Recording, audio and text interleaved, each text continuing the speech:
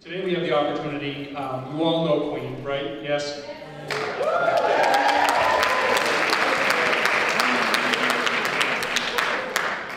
What you're going to hear today is about 2.5 years in the making. When I took over as principal, one of the first people who came to see me was Queen, and she sat down in my office, and one of the statement that I remember her making was, I don't know whether students here really understand what they have, and I don't know as though people really appreciate what they have. And so over the next couple of years, as I started to get to know her, her background from Tanzania started to come out, and it really shed a lot of light as to why she acts the way she does, why she values the things she does and what she stands for. Over those last couple of years, she really had a mission that she wanted to give back to students in Tanzania to help raise their standard of living so that it was much more along the lines of what you get in the United States.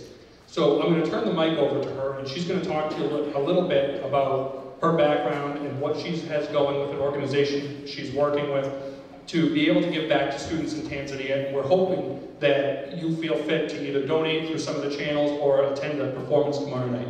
So here is Queen.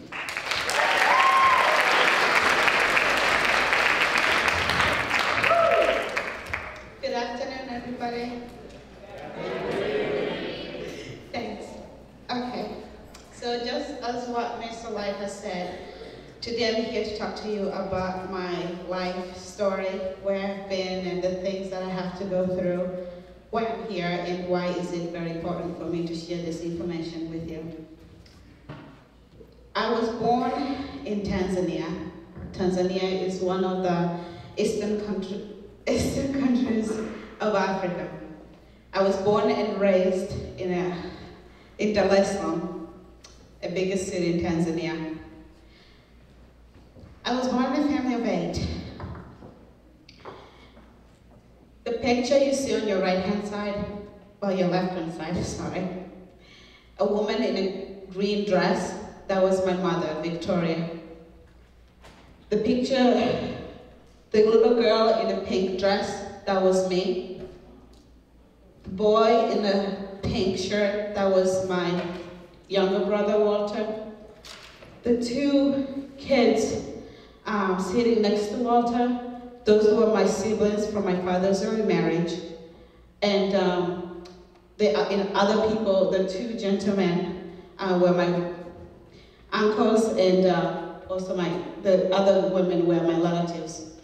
The picture on your right-hand side at the top, those were my youngest siblings. They were twins, Stella and Victor. A woman in a pink skirt, that was my mother. My father's name was Banda, and he is not in any of these pictures.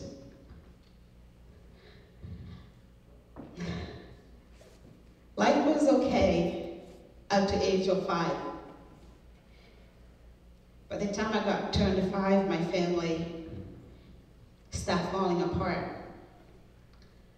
My father had HIV/AIDS, and without knowing, he gave it to my mother. At that point, my mom was pregnant with the twins.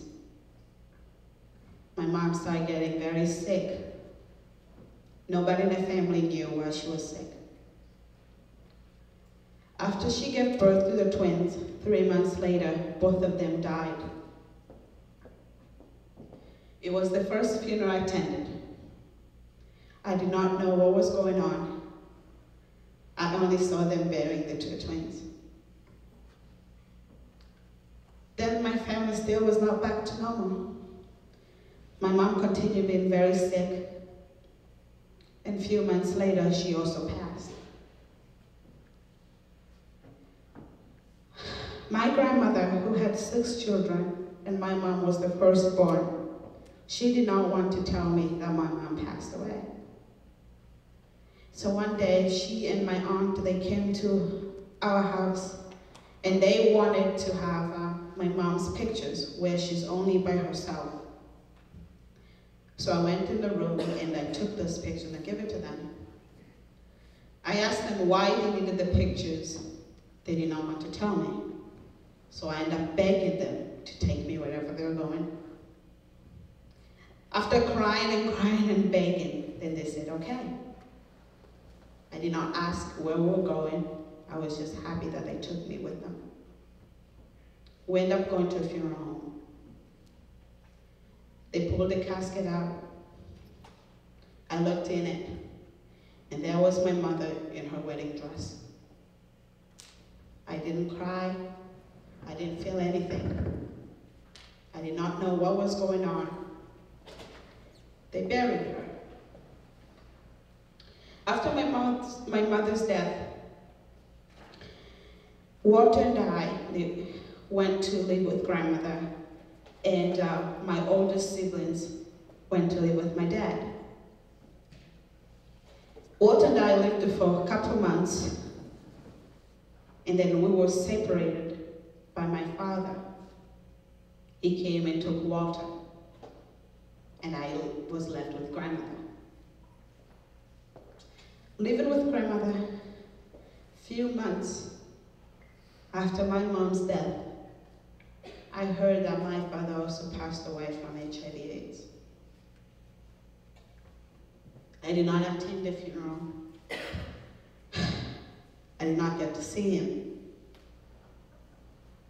And also a few months later, I heard my older siblings also died of HIV/AIDS.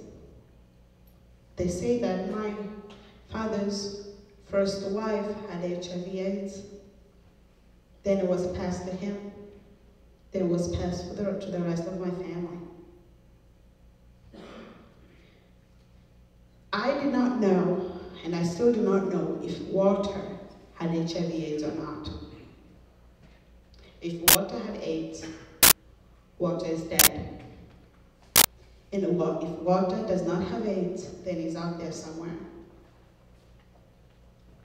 So since then up to this point, from a family of 8, I count that I'm the one left.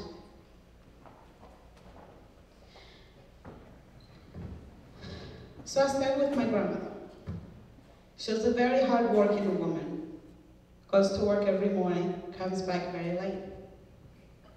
She decided to hire a maid so she thought, since I was too young to take care of myself, having a maid around, that was the best thing to do. And I'm sure she meant well, but that was not the case. I was 6 years old. Under my grandmother's roof is when I experienced my first sexual assault. I did not tell anybody, even my grandmother. They made sure that I was not going to say a single word. And I didn't. For the entire year, when my grandmother come home and she asked, "How was your day?" I can only say good things about it. And it was all a lie. When I turned 7 years old, my aunt, the third born, there were only 2 women. As I said, my grandmother had 6 children, so 2 girls and 4 boys. My aunt decided to take me in her house and count me her own. She had 2 children of her own, both boys, Frank and Chief, and a husband, Robert. So I went to live with my aunt. Living with my aunt, I started first grade. My aunt decided to put me in public transportation. Put me in school buses. She was fearful of public transportation since public transportation was the worst transportation for a student. The pictures that you see, the picture on the right, those were the buses, the public transportation.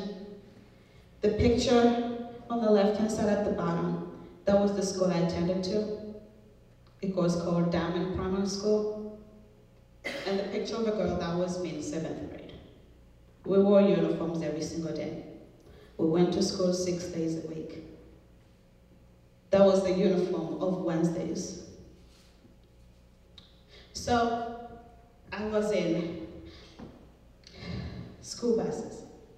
Once again, my aunt thought being in a school bus was the best, was the safest place I could be. That was not the case. I was the last student to be dropped off the bus every single day. First grade, 7 years old, I experienced my first rape by 2 bus drivers.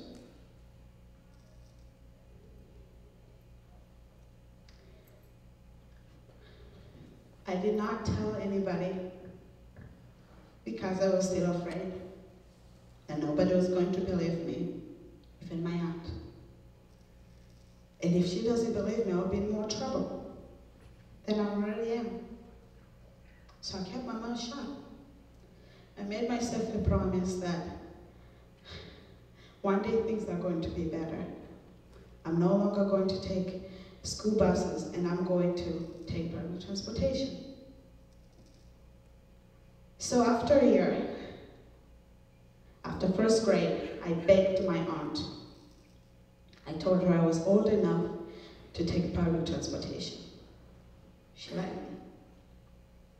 Now, when I said public transportation was the worst transportation you could ever, for a student could ever use,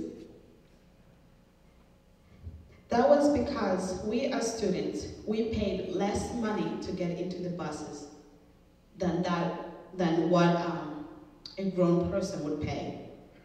And since we wore uniforms, the bus drivers knew who were students and who weren't. So they wanted to make more money, and by making more money meant to deny us.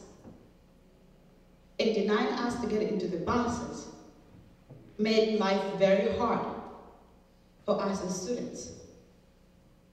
So I used to wake up at 4 in the morning, and I did not wake up at 4 in the morning because I wanted to. I woke up at 4 in the morning so I could be at the bus stop early enough.